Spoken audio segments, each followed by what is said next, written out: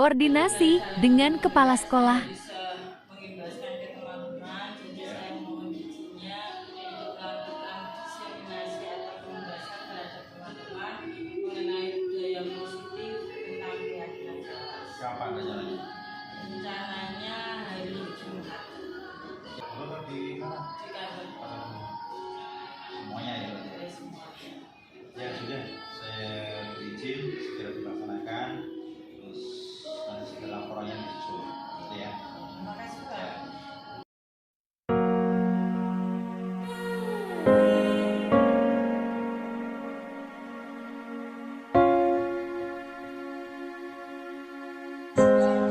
Assalamualaikum warahmatullahi wabarakatuh. Waalaikumsalam warahmatullahi wabarakatuh. Bismillahirrahmanirrahim. Alhamdulillahirabbil alamin. La haula wala quwwata illa billahil aliyyil azim. Allahumma sholli ala sayyidina Muhammad wa ala alihi wasallam. Alhamdulillah Bapak Ibu, kita bisa berada di ruangan ini untuk mengikuti pengibasan dari CGP Angkatan 7 saya, yaitu pada modul 1.4 budaya positif.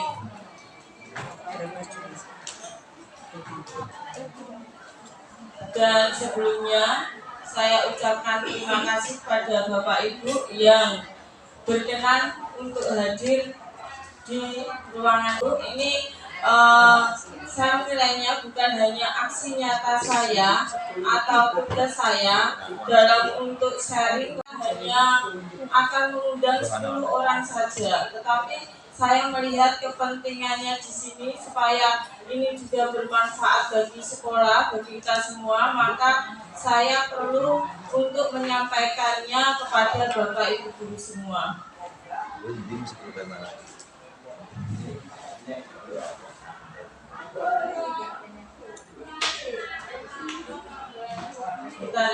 Kita judul dari aksi nyata ini, pembiasan ini adalah budaya positif.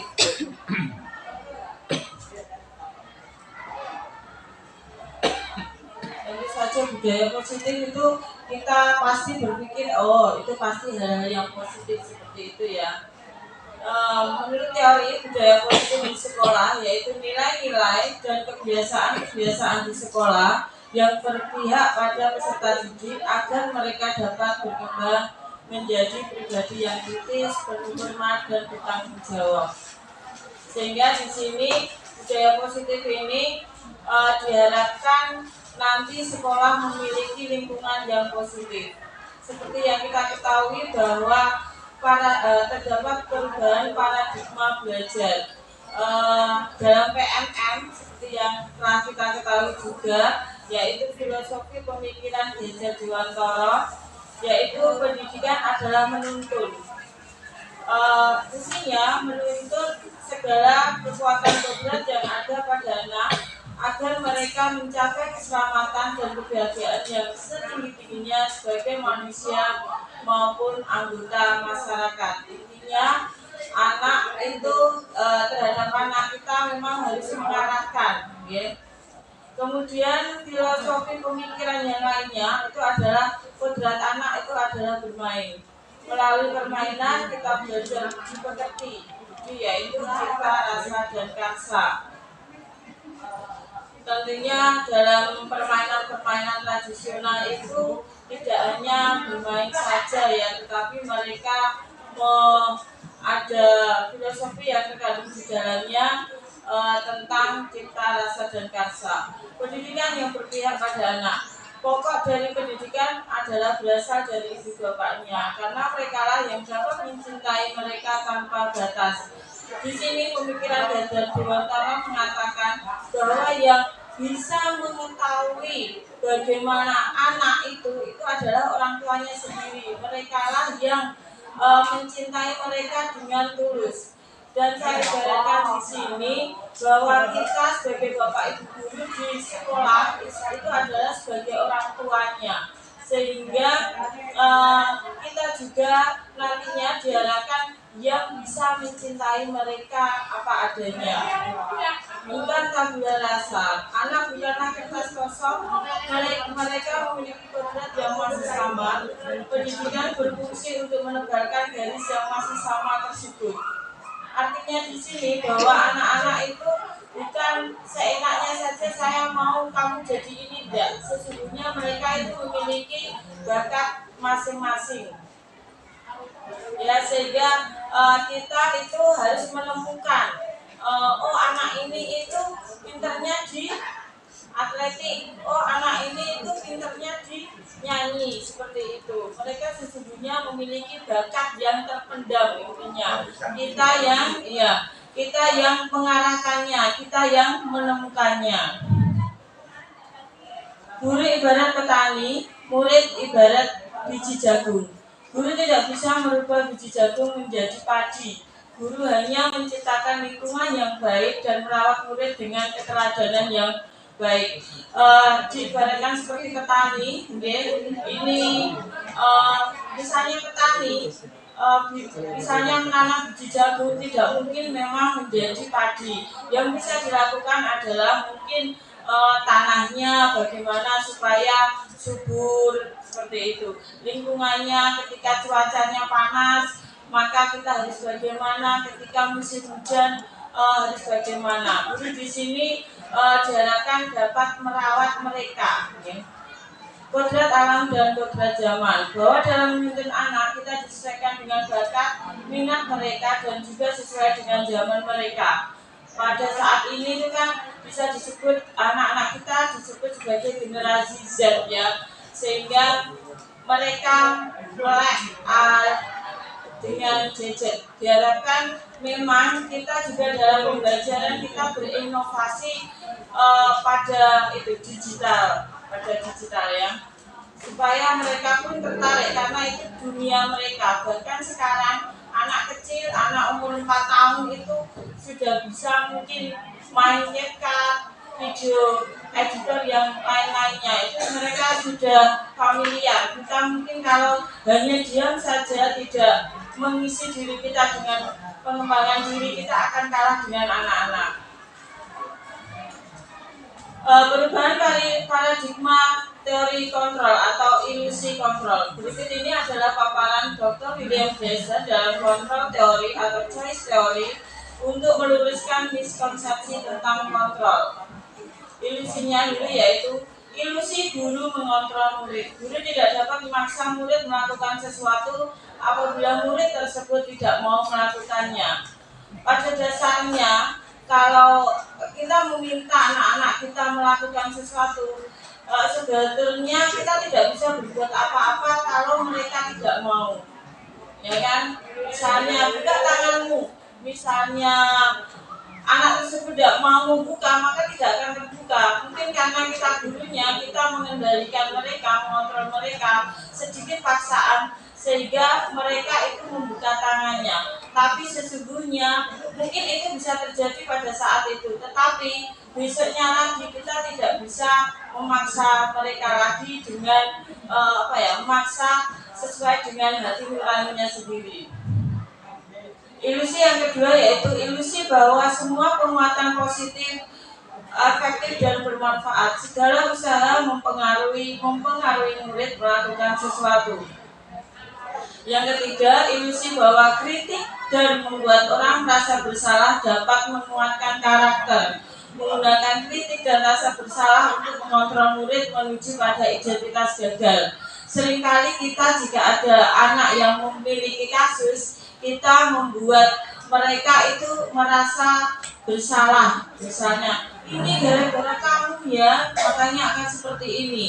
Sesungguhnya ini bukan motivasi dari dalam diri, tetapi dari dalam luar. Ilusi bahwa orang dewasa memiliki hak untuk memaksa. Bahwa orang dewasa yang percaya bahwa mereka memiliki tanggung jawab untuk membuat murid-murid berbuat hal-hal tertentu. Kemudian dari perubahan paradigma stimulus respon jadi ke teori kontrol adalah sebagai berikut. Bisakah kita mengontrol seseorang? Pada stimulus respon, kita mencoba mengubah orang agar berpandangan sama dengan kita. Sesungguhnya tidak demikian. Pada teori kontrol, kita itu harus berusaha memahami pandangan orang lain tentang dunia, karena tidak semua orang itu berpikiran sama dengan kita. Kita harus mau memahaminya. Pada stimulus respon, perilaku buruk dilihat sebagai suatu kesalahan.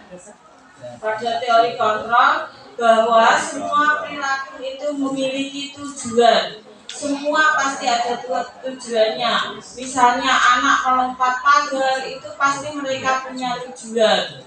Anak menolak itu juga punya tujuan.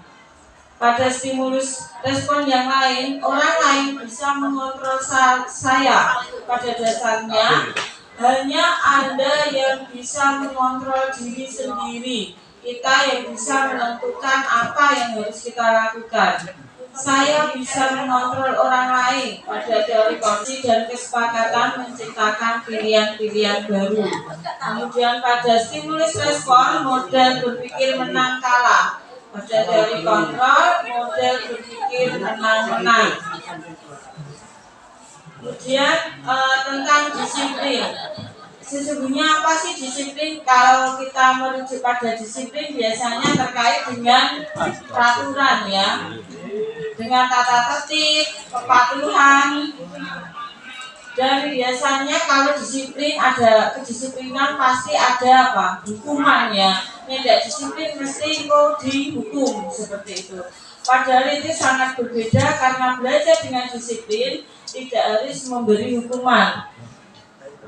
Justru itu adalah salah satu alternatif terakhir dan kalau perlu tidak digunakan sama sekali. Berarti kalau menghukum itu adalah alternatif yang paling pol. Mungkin kita sudah buntu ya, sudah ngomong halus-halus, sudah mengarahkan, tapi masih diulangi.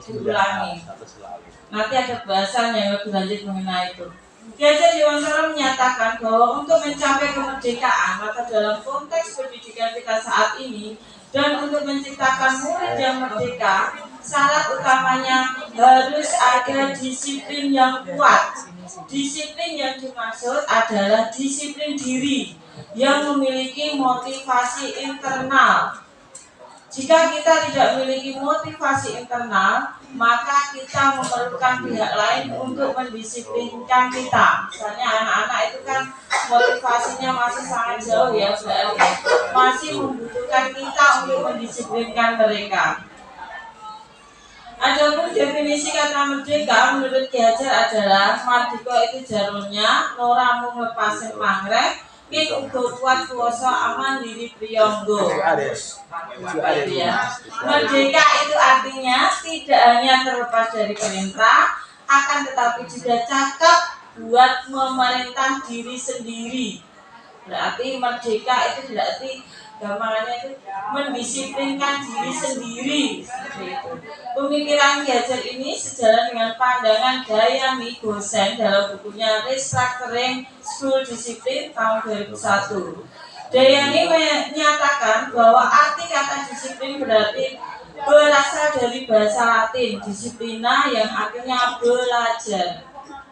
Kata disiplin juga berasal dari akar kata yang sama dengan disiplin atau murid atau pengikut. Untuk menjadi salah seorang murid atau pengikut, seseorang harus paham betul alasan mengapa mereka mengikuti suatu aliran atau ajaran tertentu, sehingga motivasi yang terbangun adalah motivasi intrinsik bukan ekstrinsik, yaitu motivasi internal dari dalam diri. Disiplin diri dapat membuat seseorang menggali potensinya menuju kepada sebuah tujuan, sesuatu yang dihargai dan bermakna. Dengan kata lain, disiplin diri juga mempelajari bagaimana cara kita mengontrol diri dan bagaimana menguasai diri untuk memilih tindakan yang mengacu pada nilai-nilai yang kita hargai. Dengan kata lain, seseorang yang memiliki disiplin diri berarti mereka bisa bertanggung jawab tentang apel tindakan pada nilai-nilai kebajikan universal. Oke, sebagai pendidik tujuan kita adalah menciptakan anak-anak yang memiliki disiplin diri sehingga mereka bisa berperilaku dengan mengacu pada nilai-nilai kebajikan universal dan memiliki motivasi intrinsik bukan ekstrinsik. Sesungguhnya motivasi perilaku manusia itu ada 3, yaitu untuk menghindari kenyamanan atau hukuman. Biasanya kalau ini, apa yang akan terjadi apabila saya tidak melakukannya? Maksudnya seseorang memiliki alasan untuk berperilaku, motivasi berperilaku tertentu, itu nomor 1, kalau dia supaya aku nyaman, gitu kan, untuk menghindari ketidaknyamanan atau hukuman dunia tak bisa dihukum berarti apa yang akan terjadi apabila saya tidak melakukannya. Ini kalau kita memiliki pemikiran ini, berarti ini motivasinya belum motivasi internal, tapi motivasi eksternal. Yang kedua, untuk mendapatkan imbalan dari orang lain atau institusi. Apa yang akan saya dapatkan apabila saya melakukannya? Misalnya kalau lomba itu kan ada hadiah. Ini berarti bukan motivasi internal, tetapi masih motivasi eksternal. Wah, aku itu menang, aku dapat ini, ya. Karena imbalan dari orang lain atau institusi. Yang ketiga, untuk menghargai diri sendiri menjadi insan sesuai harapan kita. Saya akan menjadi orang seperti apa apabila saya melakukannya. Ini baru motivasi internal atau tujuan disiplin positif. Misalnya kalau kita masuk ke dalam kelas, saya harus tepat waktu. Kenapa kalau tidak tepat waktu? Mungkin saya akan malu dengan anak-anak. Bagaimana saya harus mengatakan pada mereka untuk disiplin kalau saya tidak disiplin. Baru ini adalah motivasi intrinsik atau internal. Ya. Yang biasanya kita ada itu kan peraturan kelas. Diharapkan nanti dari peraturan kelas kita akan membuat keyakinan kelas. Keyakinan kelas ini nanti disepakati di kelas. Intinya itu peraturan kelas biasanya kan ada perintah dan larangan. Cuma untuk keyakinan kelas nanti itu berisi kalimat-kalimat yang positif yang disepakati oleh anak. Insya Allah kalau keyakinan kelas ini bisa terwujud dan dipatuhi masing-masing, itu akan menciptakan lingkungan yang positif dan akan membentuk budaya yang positif pula. Kemudian keyakinan kelas, hukuman dan penghargaan. Mengapa sih tidak peraturan saja? Mengapa harus keyakinan kelas? Di sini ada berbagai pertanyaan. Mengapa kita memiliki peraturan harus menggunakan helm ketika mengendarai roda 2? Kenapa harus ada 3M? Menggunakan masker pada waktu pandemi ya. Mencuci tangan, jaga jarak. Mengapa kita memiliki peraturan harus datang tepat waktu pada saat mengajar? Untuk mendukung motivasi intrinsik, kembali ke nilai-nilai atau keyakinan-keyakinan yang lebih menggerakkan seseorang dibandingkan mengikuti serangkaian peraturan-peraturan. Keyakinan kelas yaitu nilai-nilai kebajikan atau prinsip-prinsip universal yang disepakati bersama secara universal, lepas dari latar belakang suku, negara, bahasa maupun agama. Menurut Gosen, suatu keyakinan akan lebih memotivasi seseorang dari dalam. Seseorang akan lebih bersemangat untuk menjalankan keyakinannya daripada hanya sekedar mengikuti serangkaian peraturan. Seperti itu ya. Misalnya kalau di sini saya memberi contoh, kalau Bapak itu siapa ya? Yang saya lihat itu Bu Dan ya, punya keyakinan bahwa jam kerja saya itu jam 7 sampai jam 2. Apapun yang terjadi saya lakukan itu pada saat jam kerja. Saya pulang dari jam 2. Ini adalah motivasi intrinsik saya lihatnya. Karena walaupun semua guru itu sudah menghilang ya, bukan ini masih tetap di sini. Saya melihatnya sebagai motivasi internalnya ya. Kalau manjada termasuk. Iya. Apa? Jika tidak mau pembentukan keyakinan kelas. Keyakinan kelas bersifat abstrak daripada peraturan yang lebih rinci dan konkret. Keyakinan kelas berupa pernyataan-pernyataan yang universal. Pernyataan keyakinan kelas dibuat dalam bentuk positif. Kalimatnya Terus kalimat positif, tidak boleh ada dilarang makan minum pada saat pelajaran. Bagaimana kita membentuk kalimat positifnya kalau tidak boleh itu, gitu ya. Terima kasih telah membuang sampah. Nah, terima kasih telah membuang sampah pada tempatnya, seperti itu, Pak. Terima kasih tidak makan di jam pelajaran. Nah, oke. Keyakinan kelas sebenarnya tidak terlalu banyak sehingga mudah diingat dan dipahami. Untuk yang Hanya makan bagian tidak yang terima kasih. penting-penting saja. Semua warga sekolah kelas sebaiknya ikut berkontribusi dalam membuat kegiatan kelas lewat curah pendapat. Keyakinan kelas yang nantinya akan dipasang sebagai apa? Pengganti peraturan itu harus disepakati anak-anak. Semua harus misalnya pengennya apa ditulis semua. Kalau mungkin terlalu banyak bisa dimusyawarahkan lagi yang prioritas yang mana yang jadi tujuan kita. Bersedia meninjau kembali keyakinan kelas dari waktu ke waktu. Seperti halnya zaman itu selalu ada update terus ya. Tidak dong. Keyakinan kelasnya awal semester ini tidak harus seperti itu terus. Keyakinan kelas itu kesepakatan bersama dalam Iya, satu kelas. iya, keyakinan kelas adalah kesepakatan bersama dalam satu kelas. Misalnya peraturan, kalau dalam bentuk peraturan bunyinya seperti ini, selalu kembalikan buku ke tempatnya. Kalau keyakinan kelas atau nilai kebajikan yang dituju adalah tanggung jawab. Kalau dilarang mengganggu orang lain, nilai kebajikan yang dituju adalah menghormati orang lain dan diri sendiri. Hadir di sekolah 15 menit sebelum pembelajaran dimulai, ini termasuk menghormati orang lain, komitmen pada tujuan.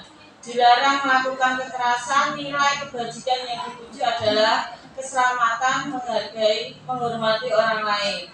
Dilarang menggunakan narkoba, nilai kebajikan yang dituju kesehatan. Bergantian atau menunggu giliran, nilai kebajikannya adalah menghormati orang lain, kesabaran. Gunakan masker, nilainya tentang kesehatan dan keselamatan. Jangan berlari di kelas atau koridor menuju pada nilai kebajikan, keselamatan dan keamanan.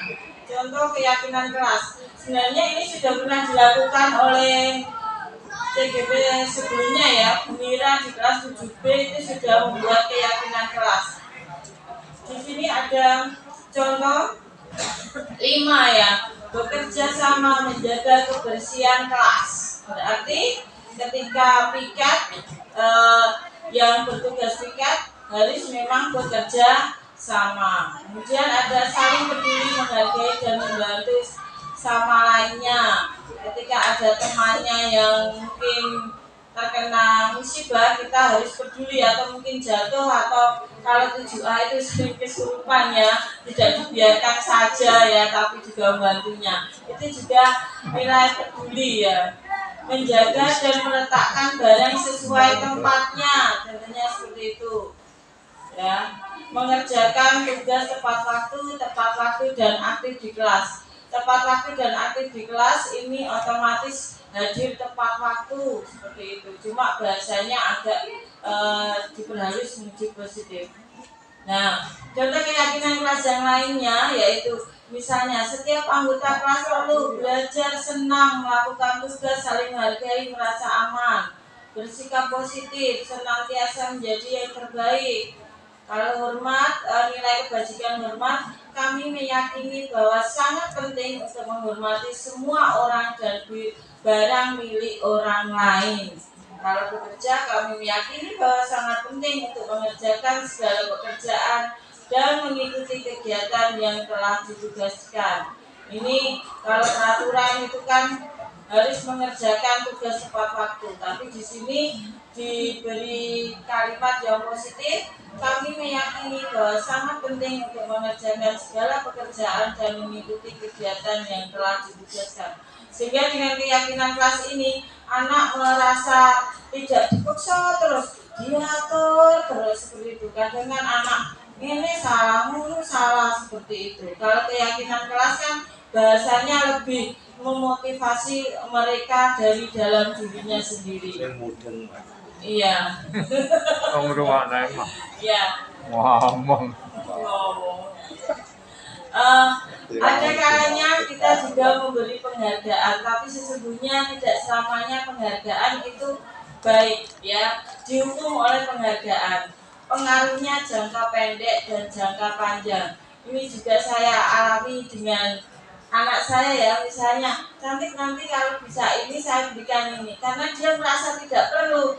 Enggak, aku enggak mau, aku sudah punya, seperti itu, ya kan? Berarti penghargaan itu pengaruhnya jangka pendek. Kalau orang yang dimotivasi dengan penghargaan itu merasa tidak perlu atau sudah cukup, pasti dia akan menolak sehingga tidak akan melakukan kegiatan yang disarankan, ya. Penghargaan mendukung, penghargaan mengurangi ketepatan. Penghargaan itu tidak efektif seperti yang saya sampaikan tadi. Penghargaan merusak hubungan. Maksudnya merusak hubungan itu seperti ini. Kalau ada yang misalnya ranking 1 lah, misalnya itu, halah kita aku yo nganu angelnya ranking 1 atau bagaimana, sehingga malah penghargaan itu membuat orang lain yang merasa rekening sekiranya saya nggak mampu itu malahan semakin down. Paling nggak ikut. Iya, paling nggak ikut. Seperti pengalaman saya ketika SMP itu seperti itu. Saya tidak terlalu berminat di olahraga karena guru saya mengatakan demikian. Nek angke oga juara kecamatan gak bakal tak wei biji 8 seperti itu 8. Biji 8. Aku ketoke ya ora bakal juara tingkat kecamatan, aku gak bisa apa-apa. Lah, mosokan aku ya mangkat terus duit biji 6 ora mungkin. Paling aku sekeras apapun saya mencoba pasti saya dapat nilainya 7. Semacam itu. Itu pengalaman pribadi saya terkait dengan penghargaan. Kurang cah pinter ya.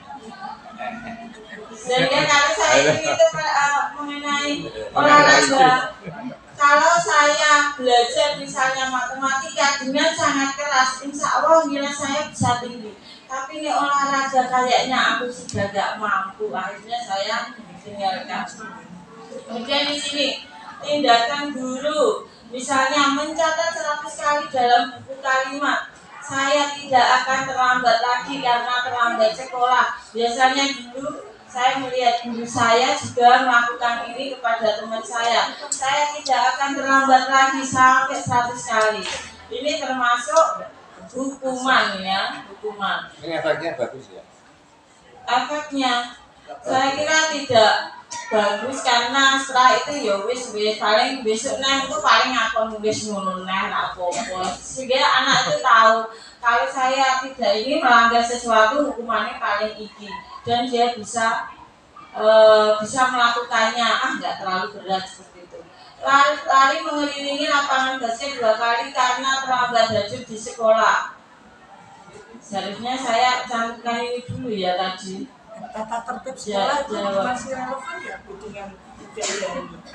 Tata tertib sekolah kan semuanya kalau kita lihat kan mengatur anak. Ya. Ya padahal di sini tadi kan tidak boleh mengatur anak. Yeah. Kesepakatan bersama kelas itu. Nah, tata tertib sekolah itu masih relevan nggak dengan ini?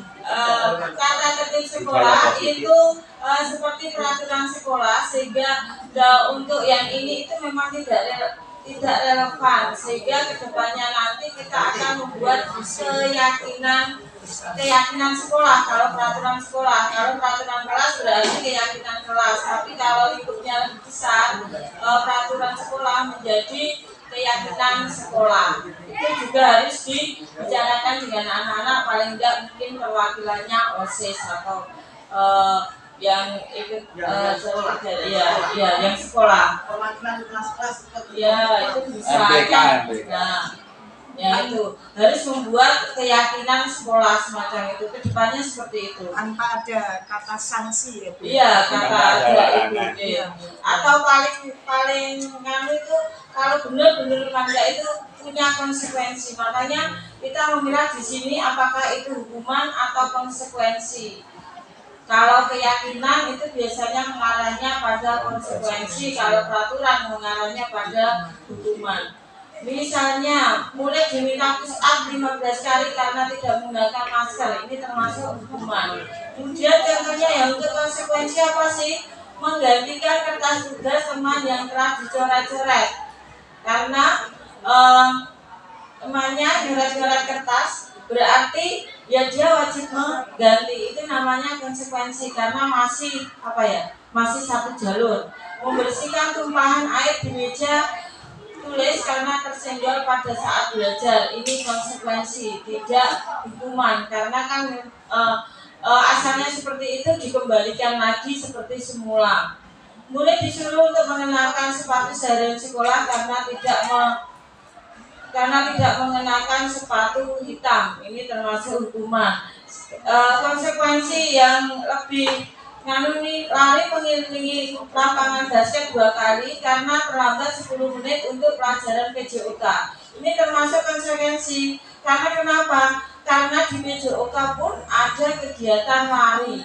Beda halnya kalau yang nomor 2 ini ya, lari mengelilingi lapangan basket 2 kali karena terlambat hadir. Kan tidak ada kaitannya lari dengan kehadiran. Tetapi kalau yang ini lari mengelilingi lapangan basket 2 kali karena terlambat 10 menit, itu masih relevan. Karena di PJOK atau di pelajaran olahraga ada materi lari. Kalau misalnya ya anak melanggar, misalnya contohnya beginilah, saya sendiri, misalkan saya ngajar anak ini mengerjakan, tapi dia nggak mengerjakan, ngomong sendiri, terus saya suruh ke depan, kamu begini, benar nggak? Nggak tuh salah, terus kalau salah gimana? Dia yang ngomong, harus diberi sanksi hukuman. Enaknya kamu minta hukuman apa? Saya kembalikan ke anak. Anak yang menentukan hukuman itu sendiri, itu masuk hukuman apa konsekuensi? Yang menentukan anak sendiri. Kalau nanti itu selanjutnya nanti ada pembahasan semacam itu namanya restitusi. Itu nanti saya jawab sekarang karena itu ada lagi. Kemudian di sini perbedaan hukuman dan konsekuensi. Kalau hukuman itu sesuatu yang menyakitkan harus terjadi, tetapi kalau konsekuensi itu sesuatu harus terjadi. Hukuman membuat anak sakit atau fisik maupun hati, tidak hanya berupa fisik saja ya, misalnya disidet, wiring, seperti itu juga sakit hati untuk jangka waktu yang lama. Kalau konsekuensi, anak merasa tidak nyaman dalam waktu jangka pendek. Kemudian kalau kita menghukum menjadi anak membenci kedisiplinan, seperti membenci peraturan, sekarang nggak untuk kan seperti itu. Kalau nanti di konsekuensi anak akan menghargai disiplin. Kalau di hukuman itu paksaan, sedangkan konsekuensi itu stimulus tanggapan. Pada hukuman mendorong anak menyakiti diri sendiri, sedangkan konsekuensi mendorong anak mudah menyesuaikan diri. Pada hukuman konsep diri yang buruk, pada konsekuensi konsep diri yang baik. Hukuman anak belajar untuk menyembunyikan kesalahan.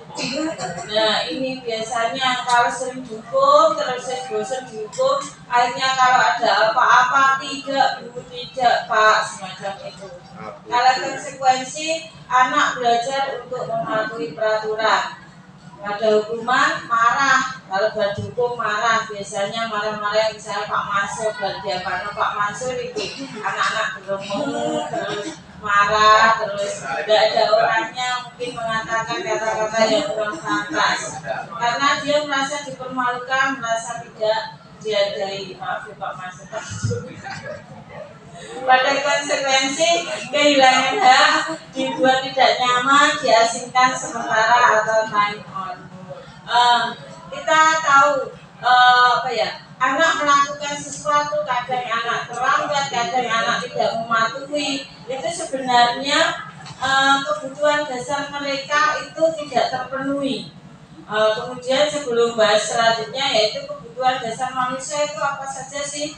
Yaitu bertahan hidup, kasih sayang dan rasa diterima, kebebasan, kesenangan dan penguasaan. Bertahan hidup ini lebih pada apa ya, pemenuhan apa ya, sandang pangan lebih ke pangan ya, untuk bertahan hidup ini. Kebutuhan Iya. ekonomi lah. Ini kebutuhan dasar manusia, ini pokok semua, kesenangan juga kebutuhan dasar. Makanya besok kita mau piknik itu. Udah, ini lima-limanya kebutuhan dasar, Pak. Yang paling mendasar. Ya memang makan. Ini ada contoh kasus Bapak Ibu. Ibu Rita. Loh, ini kok di kelas 5 ya, seharusnya di kelas 7. Maaf ya. Iya, betul Pak. Oh, enggak usah, harus ngerti kok. Ibu Rita, guru kelas 7 di SMP Harapan, sedang bingung menghadapi ulah salah satu murid di kelasnya, Agus. Gak ada yang namanya Agus. Agus kongnya wis lunga. Ini ada coba. Beberapa anak telah datang dan mengeluhkan Agus yang seringkali meminta bekal makan siang mereka dengan paksa. Jika Anda menghadapi situasi seperti Bu Rita, apa yang akan Anda lakukan? Menurut Anda, kira-kira alasan apa Agus melakukan itu? Karena merebut itu, merebut makanan bekal makan siang. Kita tanya Agusnya. Kenapa begitu? Nah, Mungkin dia kelaparan. ya, ini Bu, betul ya. Dalam konteks penerapan disiplin positif, Ibu Rita sebaiknya mencari tahu alasan Agus seperti yang disarankan Bu Nur Hasanah ini ya. Iya, pleknya Bu Rita. Kayak Bu Rita. Melakukan tindakan tersebut agar mengetahui kebutuhan mana yang sedang berusaha dipenuhi Agus. Apabila jawaban Agus itu karena lapar dan orang tuanya tidak membawakannya makan siang, kebutuhannya adalah bertahan hidup, ya. Karena memang lapar, ya memang minta temannya, tidak dikasih karena lapar ya rebut ya. Apabila jawaban Agus karena ia senang temannya jadi memperhatikan dia, kebutuhannya adalah cinta dan kasih sayang. Saya kira di anak-anak kita banyak yang semacam ini caper, berarti cinta dan kasih sayangnya mereka kurang di rumah. Apabila jawaban Agus adalah dia merasa hebat karena temannya jadi takut dan menuruti keinginannya, kebutuhannya adalah penguasaan, pengakuan atas kemampuan. Apabila jawaban Agus karena dia merasa bosan dengan bekal yang dibawakan ibunya karena selalu membawakan bekal yang sama, kebutuhannya adalah kebebasan, kebutuhan akan pilihan. Apabila jawaban Agus adalah karena iseng saja dan dia menikmati ekspresi wajah temannya yang kesal karena diambil makanannya, kebutuhannya adalah kesenangan. Nah, ini mungkin sering Pak Solikin ya, kebutuhan dasar akan kesenangan itu sering. Ya, sukanya iseng saja. Dan juga menikmati ekspresi temannya yang kesal itu, sukanya dibully. Ini berarti kebutuhan dasar dari Pak Solikin adalah kebutuhan dasar kesenangan. Maaf ya Pak.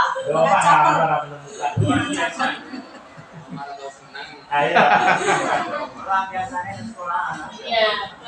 Kemudian di sini ada 5 posisi kontrol, yaitu motivasinya apa, identitas gagal. Kalau identitas gagal itu biasanya kontrol dari luar, yaitu yang tadi disampaikan menghindari hukuman ya.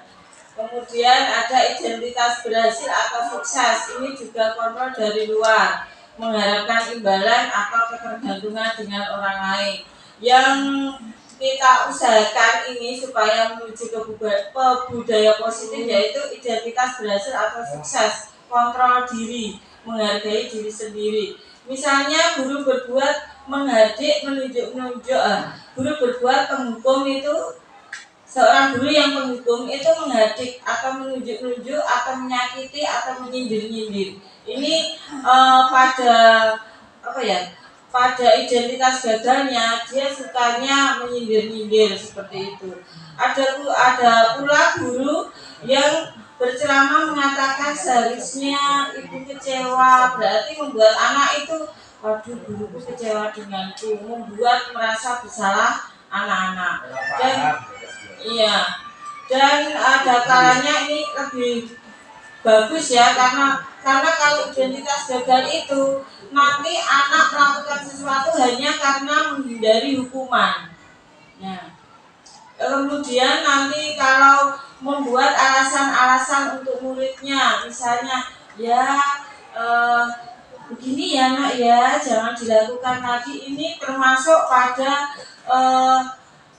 teman ya, sebagai posisi kontrol sebagai teman. Kalau pemantau, menghitung dan mengukur, artinya kita melihat bagaimana anak itu bereaksi. Kemudian posisi kontrol yang sukses diri sendiri itu mengajukan pertanyaan-pertanyaan seperti yang disampaikan oleh Bu Nur. Ini nanti posisi kontrol kita itu sebagai manajer bisa mengajukan pertanyaan yaitu apakah itu benar atau salah, kemudian bagaimana benarnya, kamu seperti apa, itu adalah pada posisi kontrol sebagai manajer. Nah, iya, saya kira bisa saya sebutkan satu-satu ini ya. Ini misalnya kalau penghukum menghati-hati berarti kamu tidak melakukannya, awas yo rasakno kowe. Iya, hasilnya mau berontak atau menyalahkan orang lain. Kaitannya murid meletakkan diri di luar dunia berkualitas, murid berkata halah jarwa mergane sing dimarahi anak-anak dong akhirnya jarno wae lah kowe santai suka marah-marah seperti itu. Dampak pada murid mengulangi kesalahan. Ini kalau ini kan cukup banyak sekali. Ini saya pada manajer ini ya, posisi kontrol manajer. Kalau guru bertanya, mengajukan pertanyaan seperti yang disampaikan Bu Laksana, apa yang bisa yakini, apa yang bisa kau kerjakan memperbaiki masalah ini, hasilnya anak akan berpikir, oh ini mau salah yo, berarti sebenarnya piye, sebenarnya aku jenis seperti ini. Ini akan hasilnya akan menguatkan pribadi. Kaitannya murid ini akan meletakkan dirinya sebagai individu yang positif dalam dunia yang berkualitas. Dia akan tahu, oh ini aku salah, berarti apa yang harus dilakukan harus seperti ini. Maka murid akan berkata, atau mungkin dia berkata pada dirinya, bagaimana caranya saya bisa memperbaiki keadaannya.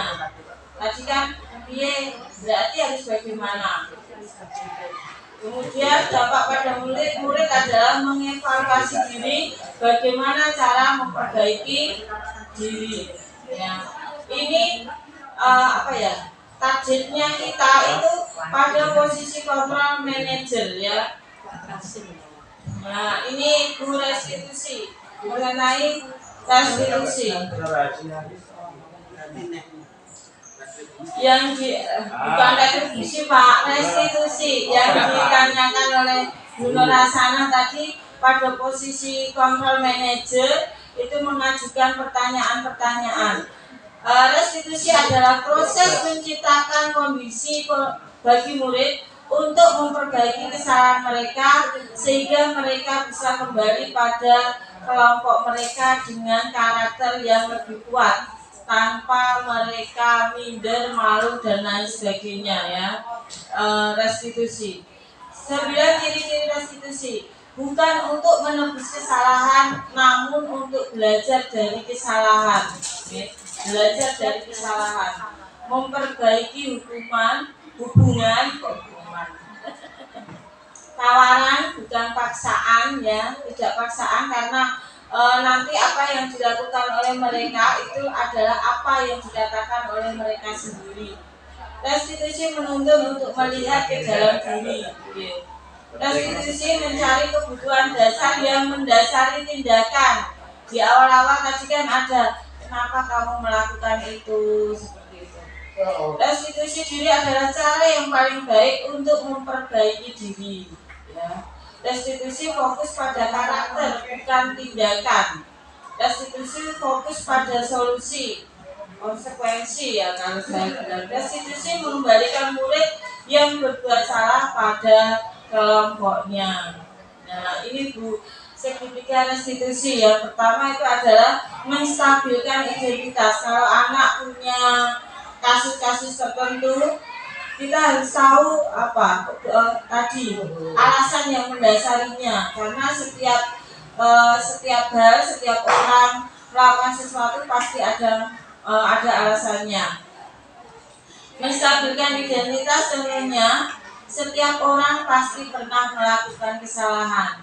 Berarti kita ngomong ke anak tidak apa-apa karena manusia itu tempat salah dan lupa, tapi kita perlu memperbaikinya. Atau mungkin kamu bukan satu-satunya yang pernah melakukan hal tersebut, tetapi kita harus selanjutnya harus validasi tindakan yang salah, yaitu kamu tentu punya alasan mengapa melakukan itu, ditanya alasannya. Kalau tadi sudah tahu alasannya, berarti kita tahu bisa menelaah anak tersebut kebutuhan dasar yang ingin dicapai apa. Kemudian, adakah cara yang lebih efektif untuk mendapatkan apa yang kamu butuhkan? Seperti itu. Misalnya kalau tidak seperti itu, kira-kira bagaimana? Seperti itu. Kemudian menanyakan keyakinan. Nilai-nilai apa yang telah kita sepakati? Kita bisa mengucapkan, kira-kira kamu ingin menjadi anak yang bagaimana? Anak yang sopan, anak yang rajin, atau bagaimana? Kamu ingin menjadi orang seperti apa?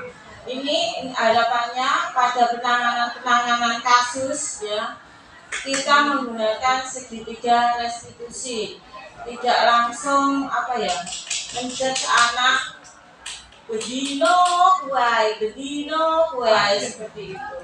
Ya memang ya kita juga kadang seperti itu ya, cuma kita belajar mulai.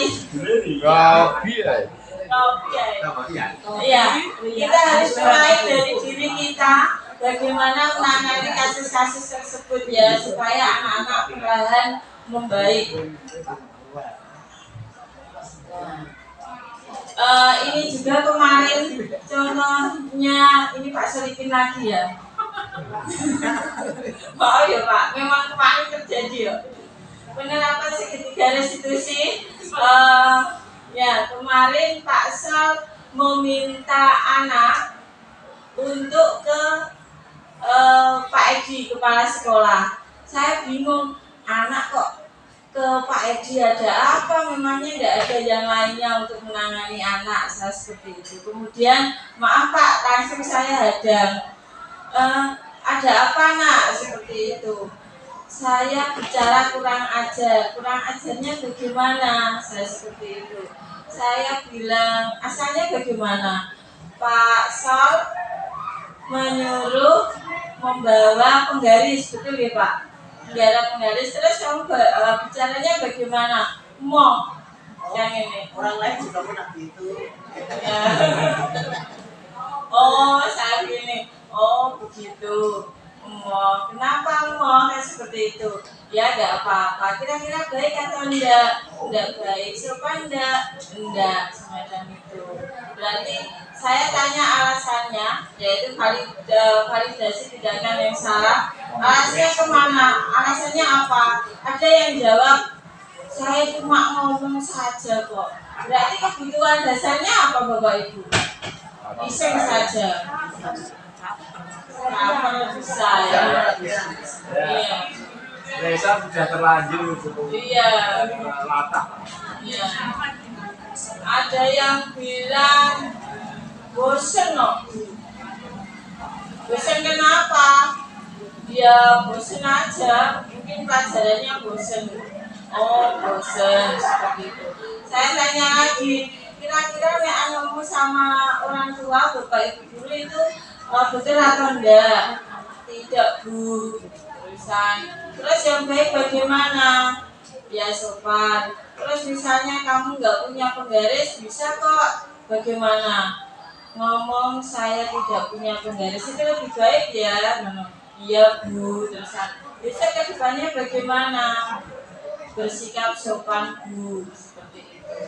Itu adalah contoh kecil dari penerapan segitiga restitusi, dan banyak yang lainnya. Sebenarnya cuma saya itu kadang bingung ya, melakukan sesuatu sekarang itu harus di video, harus ada foto, harus ada apa. Masa ya kita pada saat penanganan kasus langsung ayo video kan nggak mungkin ya. Saya bingung. Kadang malah yang di video itu, saya pernah buat video segitiga restitusi itu bukan pada anak yang benar-benar terkena kasus, cuma demonstrasi saja. Tetapi untuk anak yang benar-benar terkena kasus belum pernah divideokan, karena saya kesulitan. Kasus itu kan memang masih ditangani, nggak mungkin ada kasus langsung ayo Mbak Sophie, ini aku ada penanganan kasus di video. Nggak semacam itu. Tidak ulang. Iya bisa Bu. Oh, jadi kayak yang lain. Harapannya seperti itu ya Bu. Nah ini yang terakhir, karena ini sudah molor banyak ternyata tadi. Ya penting Bu.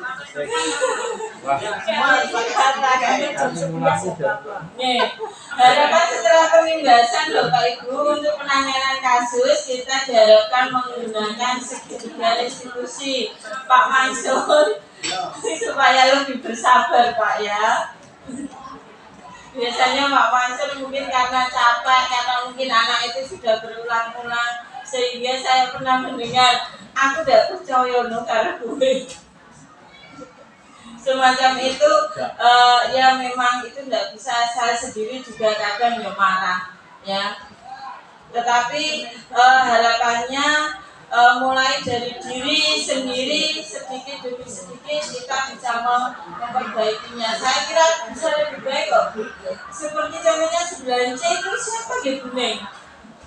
Robi. Ya. Robi saja ya.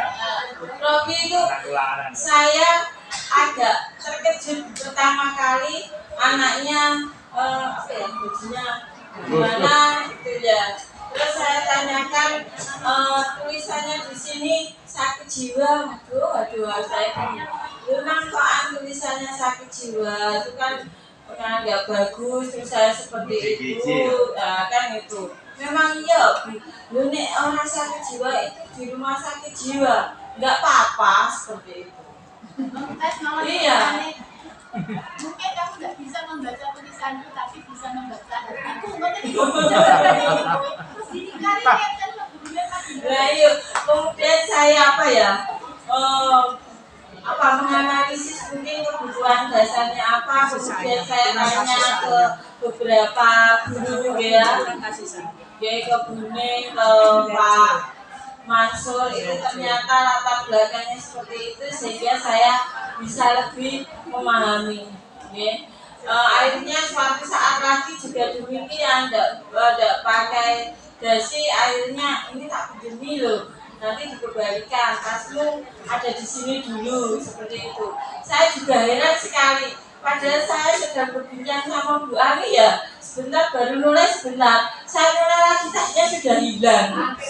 Ya Allah Gusti, iya. Ini caranya piye waktu cekatan ini ya, saya gitu. Kemudian lainnya hari lagi saya ke kelasnya. Tiba-tiba saya tidak mengucapkan apa-apa. Dia malah langsung ngasih uang 10.000. Begini, benar sini. Iya. Ini Bu, langsung gitu.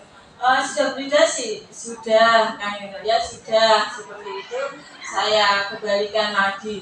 Dan besoknya lagi ketika bertemu dengan saya, itu mengucapkan salam. Saya senang sekali diucap salam sama Robi. Alhamdulillah, saya gitu.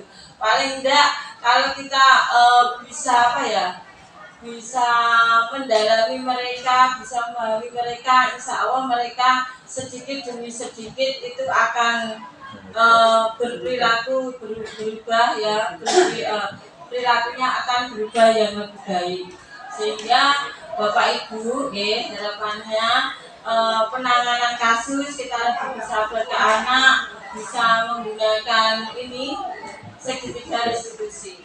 Kemudian yang selanjutnya lagi berkaitan dengan keyakinan kelas. Pada pada saat mengajar kita membuat kesepakatan kelas atau keyakinan kelas dalam pelajaran. Misalnya anak nggak boleh ceremang-ceremong, itu bagaimana bahasanya disepakati dengan anak-anak. Saya juga mempraktekannya dan walaupun memang belum signifikan tetapi berangsur lebih baik. Tadi sepakatnya bagaimana nak? Seperti ini. Terus kamu bagaimana? Ya Bu, akhirnya mereka langsung lerem seperti itu. Ketika di awal saya membuat kesepakatan kelas. Berkaitan dengan keyakinan kelas, kalau tadi kesepakatan kelas pada guru mapel, berkaitan dengan keyakinan kelas, nanti harapannya setiap kelas, ini berarti untuk Bapak Ibu wali kelas ya, ada keyakinan kelas yang disepakati di kelas dan ditempel di dinding kelas. Mohon izin Pak Arifin, seperti halnya di kelasnya Bu Mira kelas 7C yang sudah ada keyakinan kelas, nanti kita bingkai dengan baik, mungkin frame yang bagus. Saya kira misalnya pesan ada frame-nya itu enggak terlalu mahal. Saya pernah frame untuk foto di rumah itu yang di stempel itu kayak foto itu bagus, bisa ditempel di keyakinan kelas. Harapannya anak bisa membaca berulang-ulang terus sehingga tertanam keyakinan kelas mereka, sehingga motivasi di dalam diri mereka itu bisa tumbuh.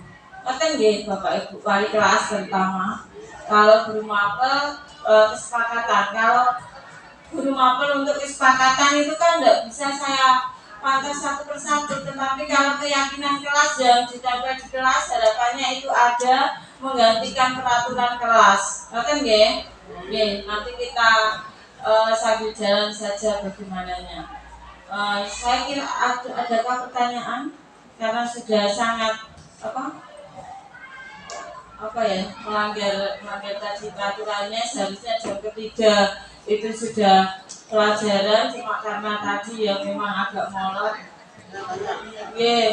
Itu hanya untuk murid atau ya untuk seperti di dunia staff seperti ini?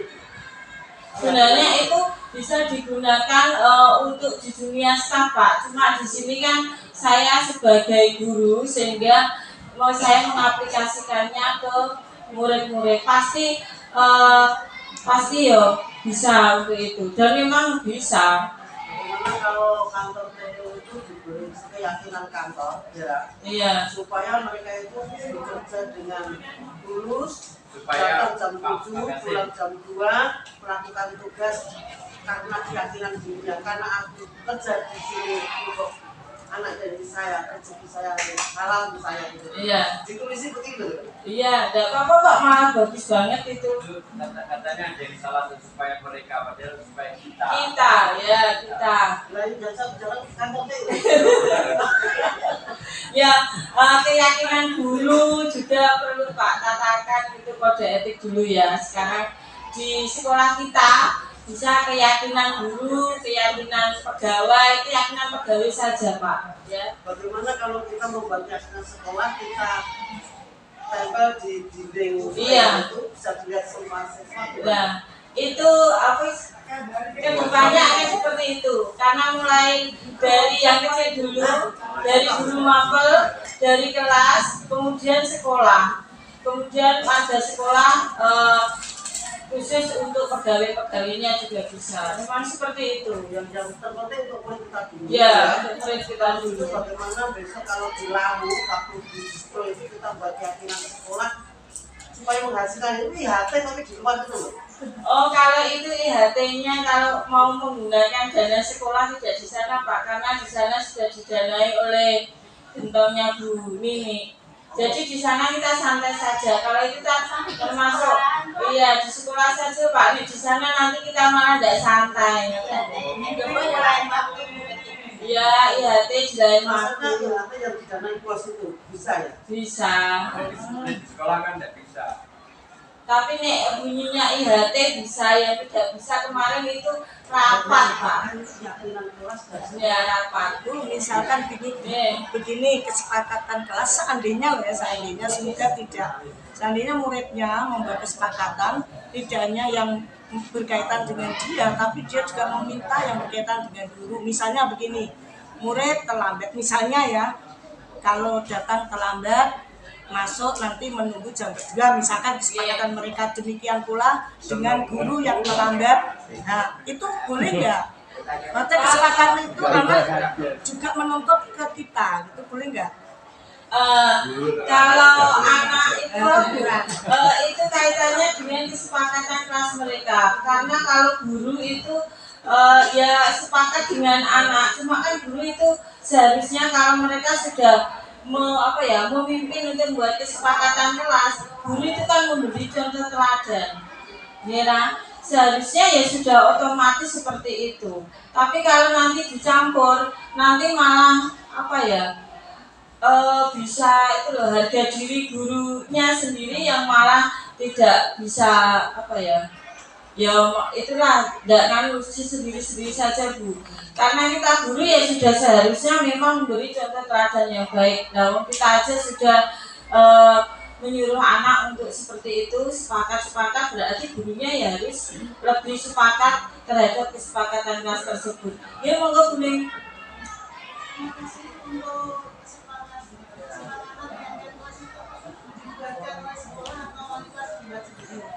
Harapannya wali kelas membuat sendiri.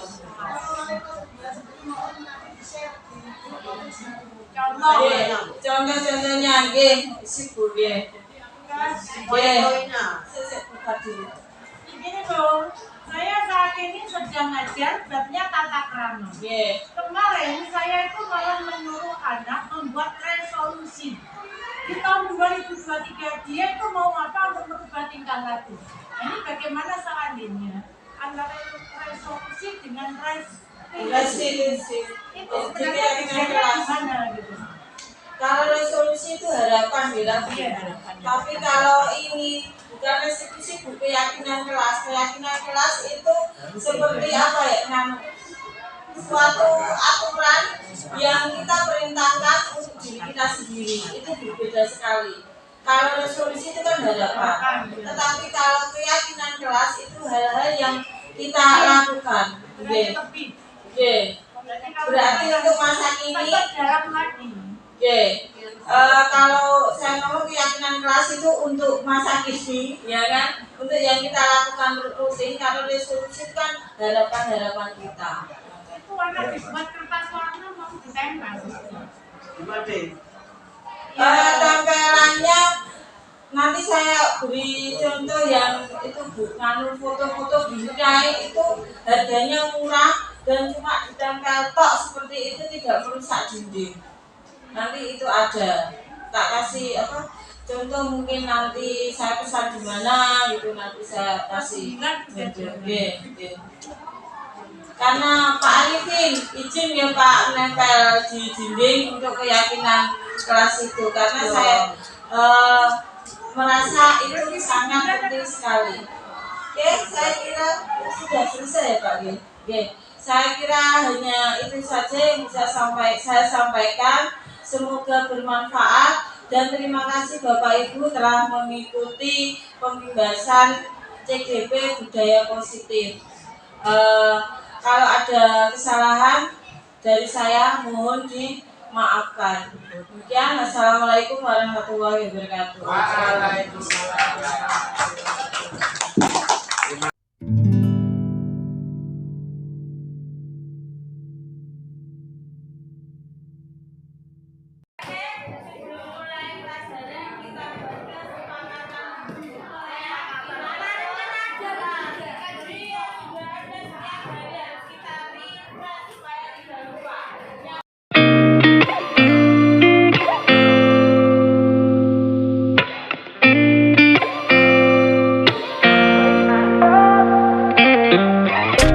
Gotta find my way to you, even though you're next to me.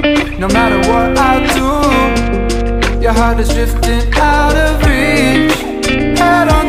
harder, I'm swimming harder, trying to keep this alive. Gotta find my way to you, now that our love has capsized.